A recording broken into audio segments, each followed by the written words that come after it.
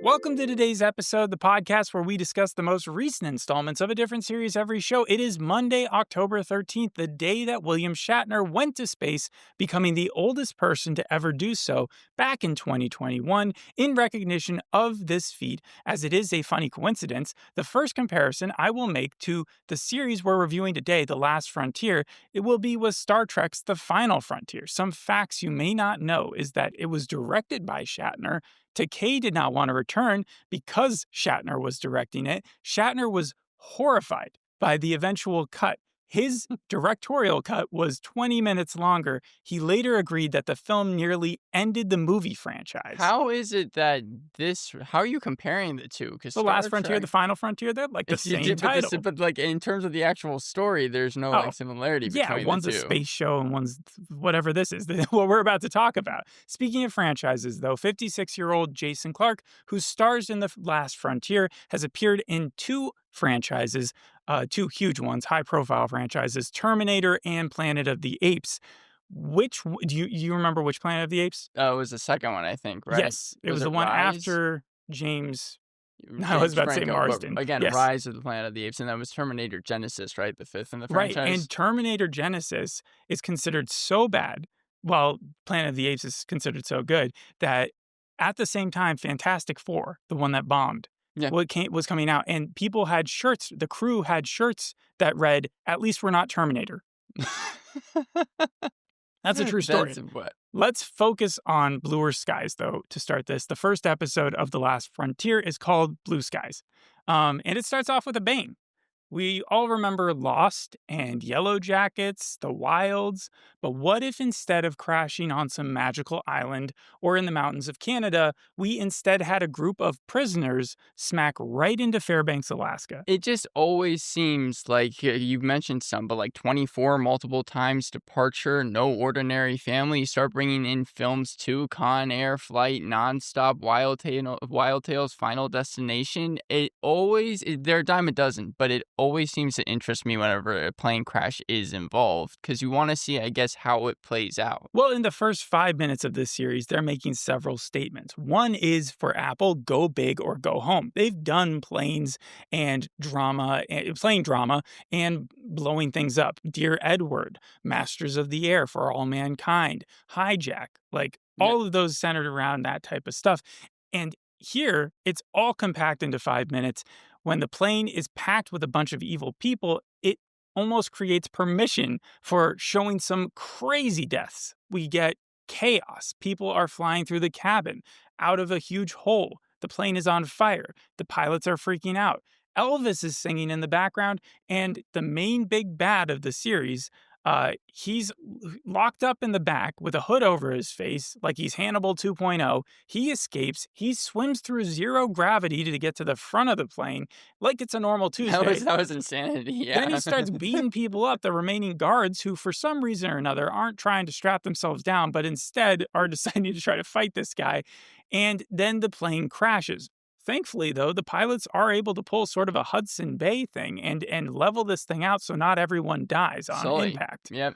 Yeah, and then unfortunately, it showed from the pilot's perspective, it looked like a giant tree branch went right through the cockpit. So I don't think either of those pilots are going to get anything for their efforts. But what do you get from the villain just from that intro scene? What's his name?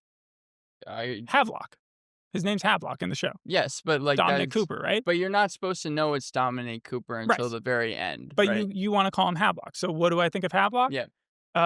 From the outset or after 2 episodes? From the outside. I mean, he just seems like he's a super villain. You know, he's able to beat people up on command without being able to see them. And then he clearly planned whatever just went down on the plane. He seemed like Daredevil because his vision was completely obscured. Like he even has a bandage around his face. They also make him seem like he's super strong. Like this could have been a Marvel villain, and I would have believed it. But I'd love to say that the show retained its high-octane energy throughout the 2 hours, but no show ever does. They spent up to try to hook the viewer, and then they were like, Meet U.S. Marshal Frank Remnick. Remnick is played by the Jason guy from earlier, right? Right. Jason Clarke. And after he read the pilot to this, he requested right away the 9 other episode scripts. He basically was hooked on it. He almost signed on immediately. He is a guy living an Andy Griffith lifestyle up in Alaska. He's thinking about retiring to a cabin with his wife, who's a nurse, and his teenage son, Luke.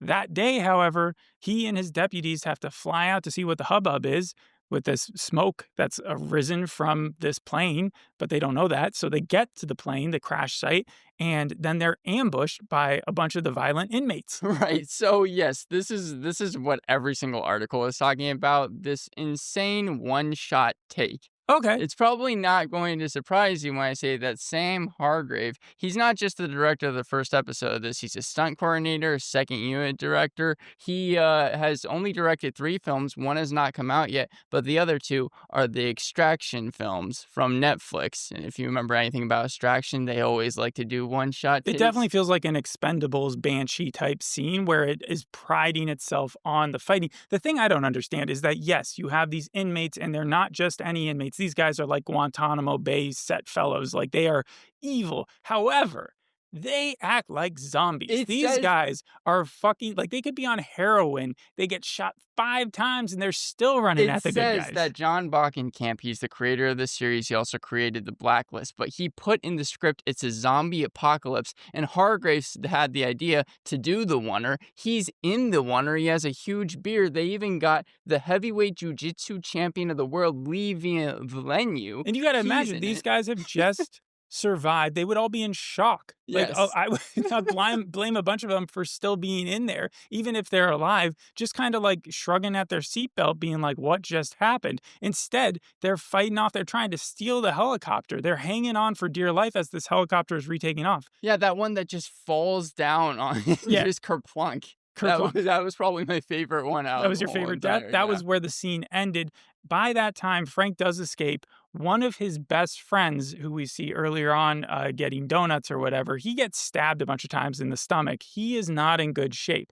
And they also have a tag along, someone who actually saved Frank's life in the middle of that whole scuffle. I'm just combining words now. But he's got like a bandage over his eyes because apparently this is a guard that got hurt at some point, and he managed to survive there until these guys came to rescue him. And so he jumps aboard. We're not sure what his deal is. And then you would think that the helicopter would go straight to the hospital. Like I said, Donnie is not in good shape. He's Right. been stabbed several times in the belly. But no, they park well before the hospital, and they just have the EMTs there kind of stop the bleeding for Donnie, and they act like he's going to be okay. But then we learned, like 2 scenes later, Donnie died. Like, Wait, so why did they get like a they should have message? gone directly to the emergency, No, like to the hospital. I definitely understand that, but you said that there's just like random EMTs. They went to like a checkpoint because obviously now Frank has a lot more duties in charge of that he's got to tackle because of this whole plane incident. He's got a bunch of escaped prisoners on the loose in Fairbanks, and he has to get a handle on that. However, I don't see why he couldn't have done that from the hospital as opposed to by the side of a road. Moving on, though, we learn about the CIA's involvement in all of this. Sydney Schofield, that's Haley Bennett. She's existed on the periphery of like everything I've ever seen because I don't think I've ever seen her in anything specific, but I've heard of a lot of stuff she's in. Not so much now, but around 10 years ago, I always got her confused with Jennifer Lawrence. I even She does look a little bit like when her, I yes. first saw the trailer for Hardcore Henry, because she plays the wife in that, I thought that it was Jennifer Lawrence that was in it. But yeah, no, this is her first TV show she's ever done, but she started being in films since like 2007. Right. And she's playing an interesting character here because she's not just like some random CIA op. She is a person who's kind of been kicked out of the CIA at one point. But because the guy, Havelock, is a rogue agent, someone that she actually recruited, it is now her mission to get close to Frank, the guy leading the charge in Alaska, and find Havelock, bring him in to the CIA again, or kill him. Either or. So that's why Dominic Cooper was talking about how the show doesn't really have like good or bad guys, but I thought that like, is it pretty That's kind of moving. dry? That's moving well forward Oh, till okay. we get into Havelock's, like what's guiding him, Okay, what his then motivations are. Let's take a step back to where you were talking about. Well, I'm now. just saying that, like, as far as Sydney is concerned, we Frank isn't up for her bullshit. Like, Sydney's been told, bullshit, Frank, and just get what we need, which is this one asset. We don't care about all those other guys who crashed there, right? Yeah. So we spend the remainder of the episode following a false lead, tracking down this inmate who we think is Havelock, who went to one of the outposts with a bunch of sled dogs and this old man who's guiding it. And we're seeing this bearded fellow, and we're like, okay, this is the guy they have to catch. But by the end of the episode, when they catch him, they realize he's not Havelock. In fact, Havelock is the guy who stowed away on the helicopter at the beginning, who had the bandage over his eyes and ended up in the hospital where Frank's wife is working. So he has gone ahead and pretended to be a guard for a while, and then he kidnapped Frank's wife, and now he's going to use that as leverage to get Frank to do his bidding while they're also looking for all these other escaped inmates. And Sydney is well aware of this, and she's like, oh man, he got us. That might have been, I'm not sure, but the bearded person, because Sam Hargrave has a big beard. In fact, that's why he was in the fight scene, might have been the director of the first episode. But I don't think he was there. I think he was like 20 miles out. The guy who was going to the sled dogs, Yeah. like, he was a major character in this. Oh, okay. Well, I was just like knowing that it was Dominic Cooper, because I don't think you knew he was in the show before it happened. If I did, right? I forgot. Yeah, like even though they don't show his face in the intro, it was pretty obvious it was him. And as kind of stated, once you realize it's him, I at least found the twist to be predictable, because it's like, oh, they wouldn't have. We've seen it a casted bunch him. of times where Right. the bad guy is pretending to be a good guy. And yeah, it didn't take a lot. As soon as they started being like, this isn't the guy, I'm like, instantaneously, you're like, oh, it's just the guy Right. who we saw earlier. The weird thing is that the hospital, again, screwed up because the first thing you would have done is check his eyes. And it's been Yeah. hours, and no doctor thought to maybe unweave the bandage across his eyeballs to see what they could do about that. And it's done in a Hannibal way, right? Whenever he does unwrap it, it's supposed to be like this very like Frank gets on the intimidating phone way. with his wife and is like, you got to get out of that room. The guy who I told you was the guard is actually not the guard. He's the bad guy. And by then, yeah, he's taking off the bandage really quickly. It's kind of like The Usual Suspects, I feel like, where suddenly like everything is unraveling until the very ending twist. So the end of the episode, we see like this montage of where everybody is. I didn't get into Luke, but Luke decided to leave school early with his girlfriend. I don't really know if you need the teenage storyline, but like he and his girlfriend have gone to the cabin that Frank and his wife had just bought, and he's going to throw her a romantic evening, while at the same time he has no idea that all these felons are on the loose. And then we see the Aurora Borealis as like everybody, like, there's a bunch of orange suited felons in the snow trying to escape, including there's this father and the daughter who have been nabbed by one of the felons and who are being used as kind of hostages. Tate Blum, he's the one that plays Luke. Do you know where you've seen him from before? No. For All Mankind, he was Joel Kinnaman's kid in the first season, Shane Edward. Yeah. So He looks a lot older now. He got like a lot almost older. kind of unrecognizable. Right, he was just riding his bike a lot in there before something happened to him. Anyways, episode 2 rolls around. It's called Winds of Change, which is funny because nothing happens. Nothing at all. We get backstory to Havelock, so we kind of already knew that he was a rogue agent, that he used to work for the good guys, but then turned around and decided to use some of this thing called Archive 6, which it's kind of like a Mission Impossible thing where it's like a ledger, I think, of a bunch of different agents, and it's got a bunch of different projects. He's an ex-SEAL professor, hacker who got called in. And in the second episode, we just kind of see, Sydney coming to his like classroom and trying to convince him to come work for her. And he's like, I'll never do that. Well, obviously he comes eventually and does so. But then we also see Frank have this wild goose chase once again. The first episode, it was all about trying to find Havelock. In the second episode, Havelock is sending Frank on this crazy mission to get a single passenger that had actually turned himself in. One of the criminals turned himself in because he has a deal to become a criminal informant, and he just wants to get back in the good graces of the cops. And so is the that a deal plan, though? Is there a chance that that's a plan? That's what Frank thinks. So he keeps on interviewing him to know like help from the prisoner himself. I think the prisoner's name is Henry something. But it's eventually realized like that they could just pretend to give Henry up. And so that's what they do at the end of the episode. He brings one of his deputies who's pretending to have no arms because Henry has no arms, and they're walking him out. And then they realize they've been bamboozled again, and that reality is Havelock was just using this as a giant distraction so that he could go get the black box, which that's being transported in a truck. And apparently they took resources from that. And Frank, because he's a super genius, realized he would be able to just grab the box and do his thing. The funny thing about that, though, is that the felons were alone with the plane for a really long time. Right. Once the plane crashed, why didn't he just mess with the black box then?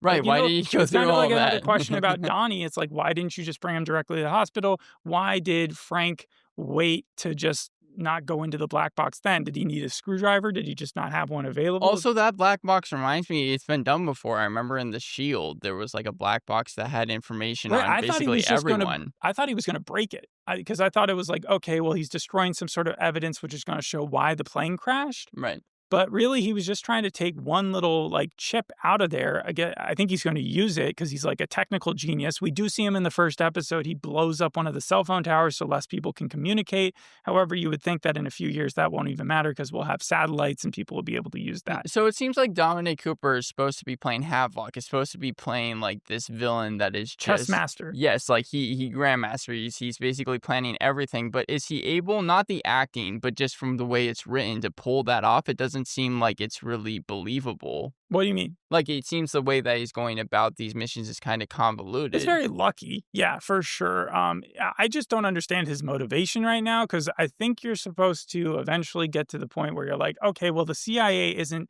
good. That's where you were saying, like, Right. he might not actually be evil, but so far he's just presenting as like a classic evil villain. Frank's wife stabs him at one point, almost escapes, but then she falls down some stairs and they're back to square one. That's what I mean a lot by this episode really achieves nothing because if you just told me at the beginning of episode 3, okay, he gets his hand on the black box for a single second, Frank's wife is still under like his supervision. Luke is still stuck with his girlfriend at the cabin. The only difference there is that they find this person that they think is homeless in their car. It's really just one of the inmates who's kind of gotten frozen. And so they bring him inside to like warm him up. And by the end of the episode, he wakes up, but we don't see what happens after that. Obviously, he's probably going to go and try to hold the kids hostage or something. But that's the equivalent of what happens. Frank is obviously very mad that he doesn't get his wife back by the end of the episode, so he starts yelling at Sydney, and John Slattery also shows up as like the boss of Jacqueline Bradford, who is the CIA boss of Sydney Schofield. What about Hutch, though? Hutch, is that the guy from The Walking Dead? I don't know. It's Dallas Goldtooth. He was in Reservation Dogs, Fallout, Echo. Oh, no, I think he's just the deputy who's been there the whole time. Like, he's the second in command, I think. Overall, I would say that this is a lot like Suspicion, that show we did so long ago. The bad guy, particularly, because he's always, like, 10 steps ahead. And then also, like, Lazarus, where you have double agents who are turning coats and we're trying to figure out why there's less time travel. I would definitely think that the Lazarus Lazarus Project.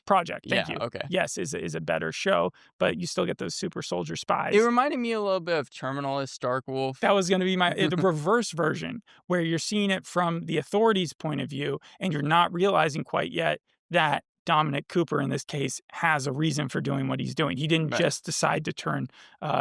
So I think by the end of it, Frank's going to like work with Havelock, but right now they're still adversaries. Mm-hmm. Okay. But so what do you think is going to be the turning point where he's like, oh, we have to start working Probably together? start by returning his wife at some point. Maybe he saves his wife.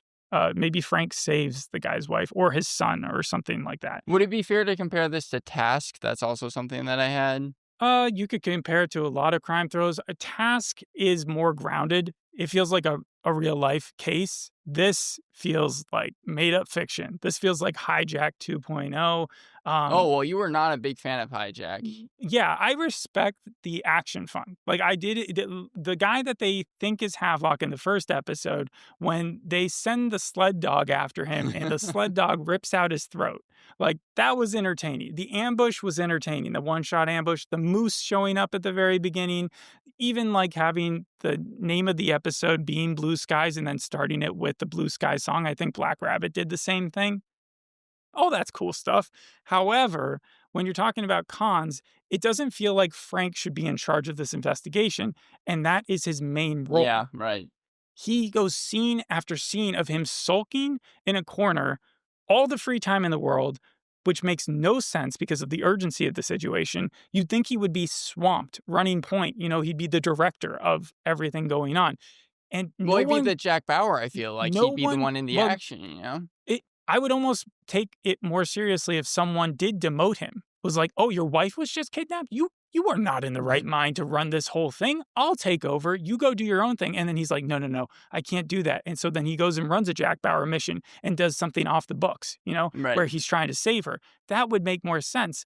Instead, no one questions his authority. He's in charge of the troopers, the PD, the CIA, and they just let him do carte blanche.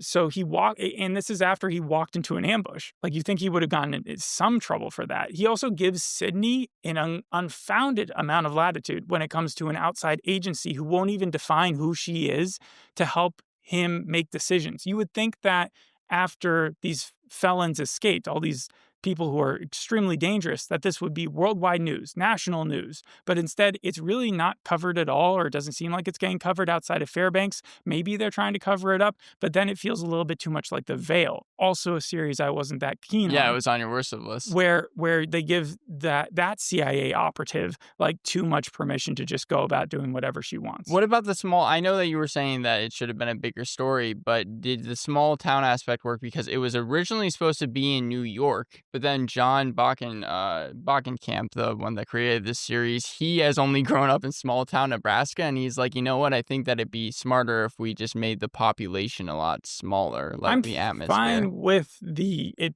taking place in Fairbanks. That's not what I was saying when I was saying that the story would blow up. I'm just meaning that it's a sticky story. Right. Like if I found out anywhere in the world that suddenly 12 of the most dangerous, or there was actually 52 people on a board originally, but a bunch of them died. So I think it ended with 18 or like 15 to 18 prisoners. So in that huge, like, one-shot Daredevil, Banshee, Old Boy take, you're saying that 40 people died? Or that's what the story that they're going with? No, like during the crash, you see tons of Oh, people flying right. out the plane, and then some died on impact, and then the remaining, however, 20, 30 or them, they're the ones who then got shot up and stuff. And by the end, I think we're in the teens. Okay. So then, as far as other cons, rooting for these characters is really tough. The wife, the kid, I mean, honestly, I don't really care if they survive too much. They are going to.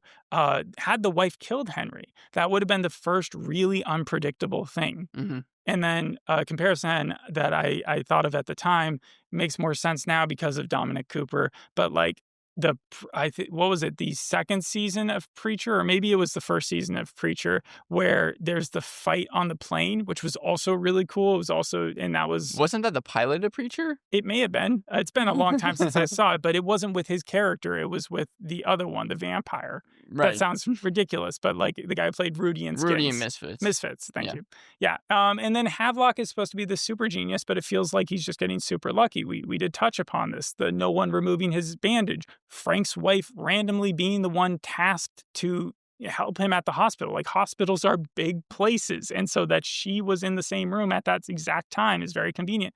Why does he need to kidnap her? We see later on he contacts Langley directly. He calls them up and he's like, "I've got a dead man trigger. So if you kill me, then all of those files you're so concerned about getting released are going to get released." It seems like he already has the leverage set up. Why does he need Frank so bad? These are all questions that the show is like so pounding down your throat that there's no way you can't see them after 2 episodes. But again, had you just watched the first episode and you go right into episode 3, you're not going to miss a step. It seems like Jon Bokenkamp, he wanted to make the show, he called it an escape, like, from, like, almost reality. And he also said that every episode was supposed to focus on, like, a different, I guess, prisoner on the plane. So it sounds more like it's a procedural. Okay, so that makes a little bit more sense. So the second episode would be about the guy who was the accountant. Right. The strange thing about his character is he starts off the episode cool. He's like taking off his arm and like trying to beg for someone to turn him in. Like he's not being violent. He's like, "I'm not going to hurt anybody." But as soon as they get him in the interrogation, he wastes so much time not telling them crap. He's just like, "Call your bosses and get me out of here." Like he had just had to, he knows that Frank is the man in charge. He could have just been like, "Hey, I'm a criminal informant, and it's really important that I get to where I need to go. And by the end of the episode, you're supposed to get there, but it's a lot of wasted time. Yeah, so what were some of the pros then? What did work I for mean, the I TV said already, series? mostly it's just about the action sequences. If you can stick around for those and kind of just like deal with the fact that it's going to spoon feed you all the other stuff, then you'll like the show. Overall, I'm going to give it a 5 out of 10. It's very down the middle for me. I don't think I'm going to tune into any more episodes of it, but it is weird that Jason Clarke is so busy. He's doing another show. He's doing the Murdoch Death in a Family, which I think is a true crime series that's coming out like in the next week. The series was shot in Canada, Quebec, more specifically Montreal, and it was a straight to series order. But kind of the reviews align with you. Google reviews gave it 53%, Rotten Tomatoes a 57, 7.2 on IMDb. It's gotten mixed to negative reviews. I know that probably the most negative was AV Club. It rated it a D plus and said the program feels like it's going for records and exposition dumps, buried secrets, and insane twists. But then you have places like Collider, which gave the series an 8 out of 10, said The Last Frontier is an engaging, often surprising manhunt thriller that elevates itself from Jason Clarke and a smart, unexpected plot.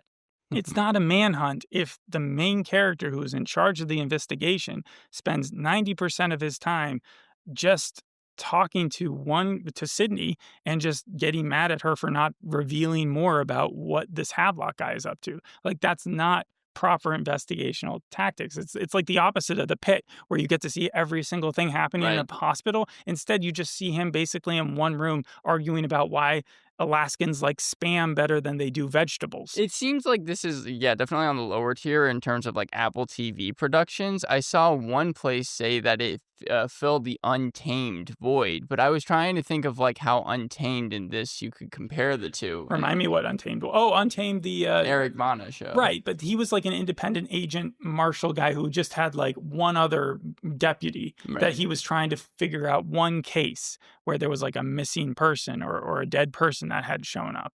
Like that is believable.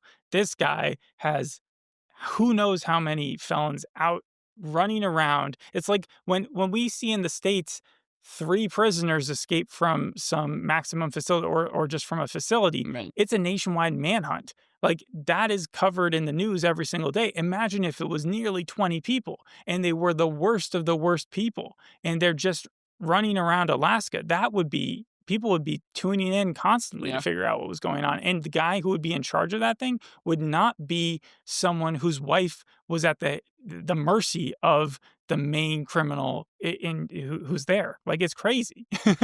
Yeah, that's all I got to say. Yeah. I think that's all I have. Thanks for listening. We'll see you in the next episode. Hope you enjoyed this one. Bye. Bye.